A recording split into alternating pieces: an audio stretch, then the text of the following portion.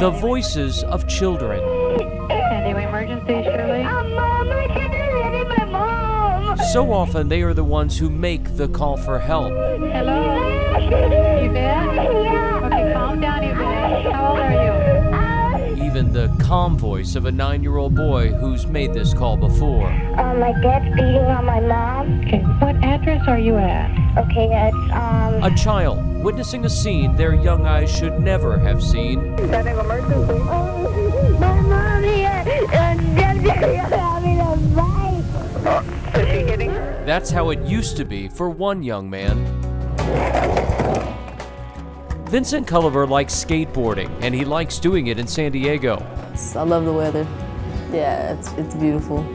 I take my skateboard everywhere. It's a lot of fun, but also because it's my mode of transportation, you know, from point A to Z. These days, the points between A and Z are easier to reach than they were just a few years ago.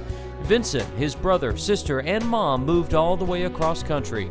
I'm an eternal optimist and I'm a survivor. I tell people if you drop me off in the middle of the desert, I'm gonna find water, I'm gonna find something to smile about. But leaving your home, job, and school can sometimes take your smile, especially if you're carrying an extra heavy load. I moved from Pensacola, Florida, but we moved because of violence with my mother and father. Sometimes I, would hear like pushing or shoving or, sometimes hitting, and it would just break me down. All I remember was waking up or opening my eyes and looking into the eyes of the man that I had married, who was supposed to take care of me, kicking me again and again and again. A lot of times I thought I was the problem and I was doing the problem. Working out problems didn't come easily to Lena. She had 3 children to protect from an addicted and abusive husband. Lena was also battling her own drug addiction. She desperately wanted to leave, but knew she had to walk before she could run. She sold almost everything she owned and bought a one-way bus ticket to hope. I'll never forget pulling into the bus station and getting off the bus. And then it's, now what? The answer came in the form of the YWCA. I learned about the YWCA Cortez Hill program. It's been said that if you take the leap, God, through caring people, will provide the safety net. The YWCA has been providing a safe place for more than a century. In the San Diego of 1908, wages for women were low, and unattached women were unwelcome in hotels and restaurants. The downtown YWCA was built on a foundation of concern for women who were facing problems such as housing, discrimination, employment, and health. Decades later, YWCA members learned that if you believe it, you can conceive it and then achieve it. In 1978, San Diego's YWCA did just that. It started its first domestic violence program.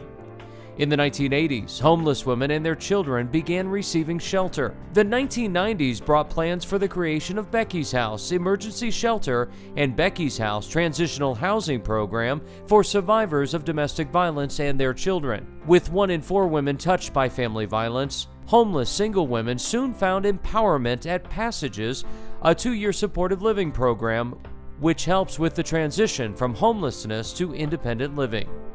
But the YWCA isn't just for women. Today, 60% of residents are children.